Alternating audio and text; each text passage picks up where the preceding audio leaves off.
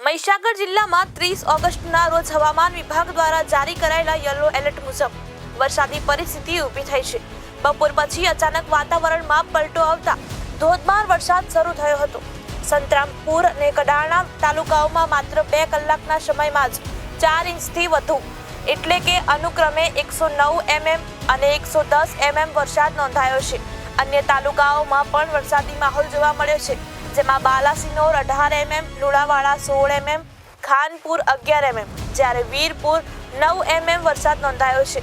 જિલ્લામાં છેલ્લા 24 કલાક દરમિયાન સરેરાશ 45.5 મિલીમીટર વરસાદ નોંધાયો છે। સારા વરસાદના કારણે ખેડૂતોમાં ખુશીનો માહોલ જોવા મળ્યો છે અને ઉકળાટથી પરેશાન જનતાને રાહત મળી છે। વાતાવરણમાં ઠંડક પ્રસરી ગઈ છે। હવામાન વિભાગે આજે પણ ભારે વરસાદની શક્યતા સાથે યલો એલર્ટ યથાવત રાખ્યું છે। તંત્રએ નદી કાંઠાના અને નીચાણવાળા વિસ્તારોમાં લોકોને સતર્ક રહેવા અપીલ કરી છે।